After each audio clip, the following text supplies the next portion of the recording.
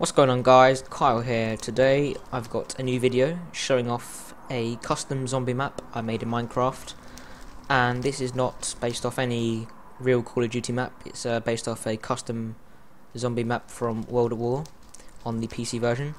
So here is basically where you start off when you enter the map, and you get 4 options to choose: the tutorial, aim, credits, begin carnage.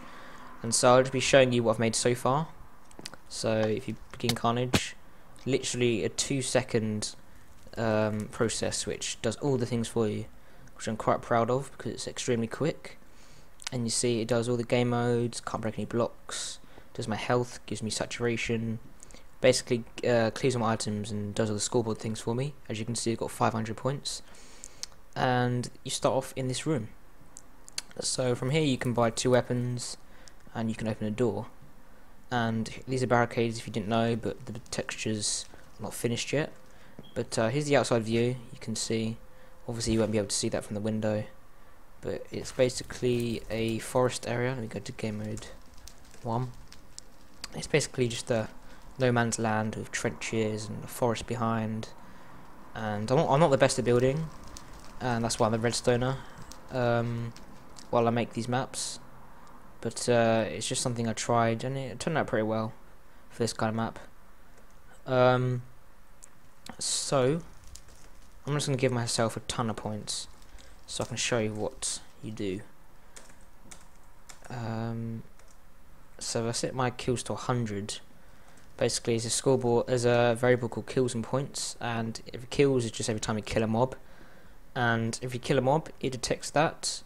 It gives you 100 points and takes away a kill, so that means you can have realistic points, because what I used to have is MP5 15 points, but now I can have it at the real price and it's much more realistic, same as the doors, and I think it looks nicer to have realistic points. So I gave myself things like 100 kills, yeah, so that would give me 10,000 points, plus the 500 I already had, so 10,500 hopefully. But I'm just going to buy a door now to show you what happens, and then it opens like that. And of course you can buy these 2 weapons, but I haven't put anything in the dispensers below at the moment. I'm still doing the weapons currently. So you move on to the next room, and then you get random box here you can use, and this is real sound from in-game using the resource pack. And then the item dispensers, there's none in there at the moment. So then 2,000 points to open this door.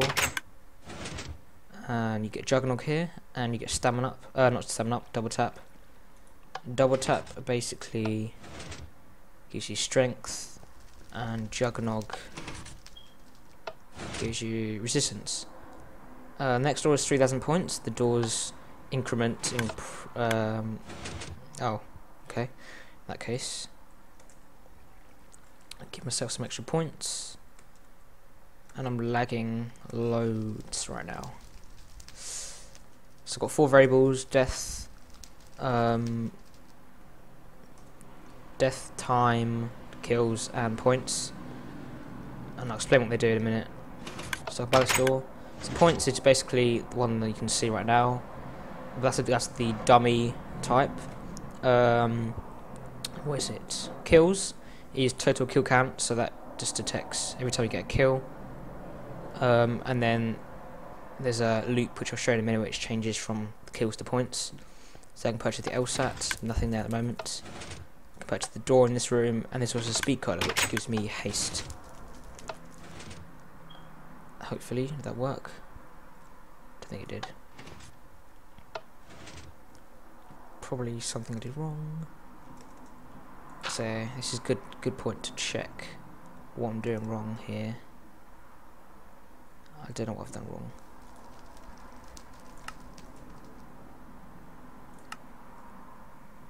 Oh yeah, I've already got haste. I just didn't look very well. Okay, never mind. That was alright. That wasn't broken at all. So haste basically makes you able to punch faster. As you can see, and punch much faster than I would normally. So your next room, you get a pack punch, which I haven't finished yet. But there will be a villager in there who will get spawned in with a custom spawner, and he'll be able to give you trades from the weapons you get from the box and wall weapons, and you can put them in, get the pack punch versions. Still costs 5,000. Next you get stamina, which increases your running speed, and you get quick revive, which is just fast regeneration. Next door 7,500, and then you get some doors that have not opened, which means you've got to do something else. And there's a green block here to tell you that you have to go back all the way back to the start,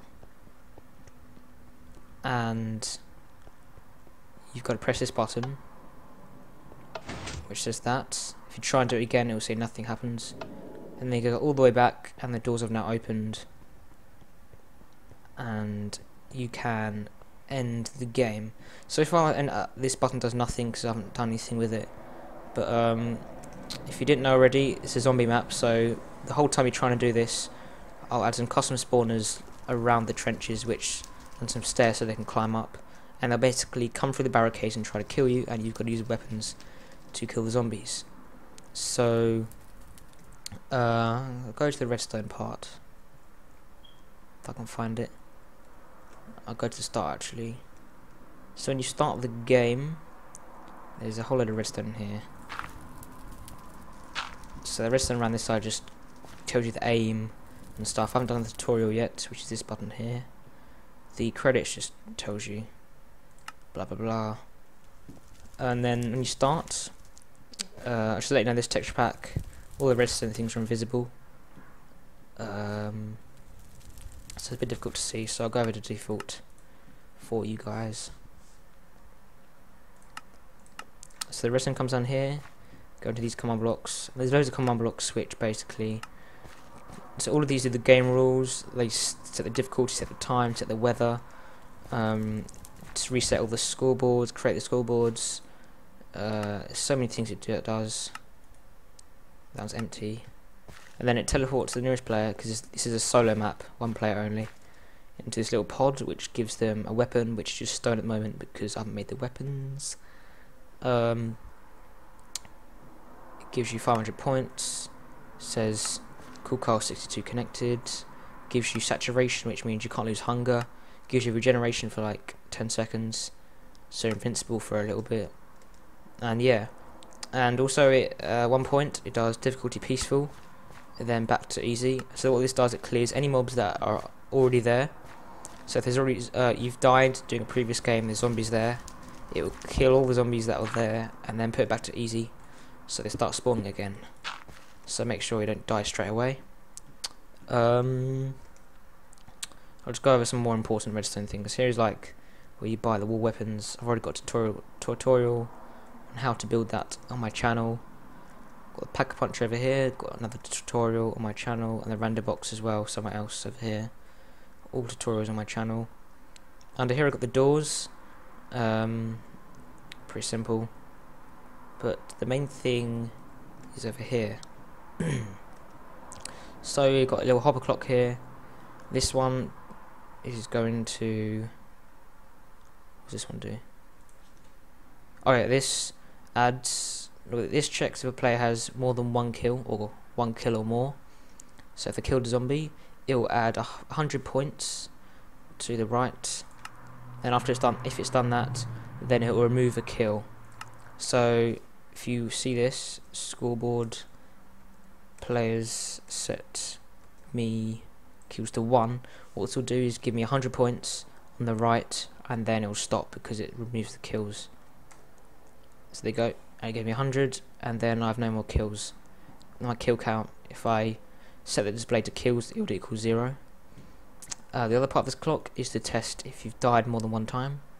So if you've died without completing the end game button, it will say game over, you did not complete the objective.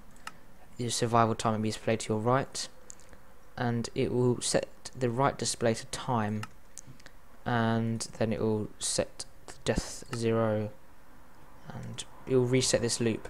So while you're in the game, this loop will happen.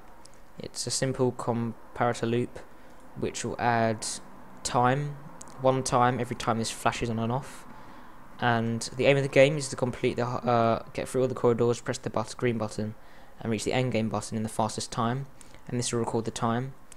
So if I have to die, you can see it's a game over, you did not complete the objective, your survival time will be displayed to your right, and then you can see on the right hand side the time is 2506, and it's stay there when I'm dead.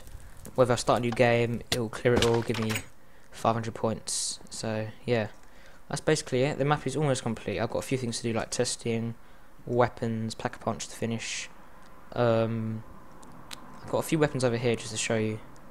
I'm going to put the spawners in. The mobs will have 100 health, and so here's the M1911, like that, M14, MP5, and I've got all the other weapons in here, which I've got MC edit by doing, and I've got like an Excel worksheet which tells me how much durability and damage each weapon will do, so I can balance it out, which is what I'm going to use for Buried and Mob of the Dead as well, to make sure all the weapons are kind of balanced in durability and damage. As you can see, this map looks absolutely terrible in default, but never mind. So this is the map basically. It's not meant for any aesthetic purposes or to be a big map like Buried. It's just basically for a fun little mini game in zombies. And of course, as you know, I'm not very good at building, so I couldn't like build something amazing. So yeah, that's what it is. In the comment section, tell me what you think of it. Leave a like if you enjoyed, and hopefully very soon I'll put up a video of a trailer of it or something like that, just to tell you that it's now available to download. But for now, thanks for watching. See you all next time. Goodbye.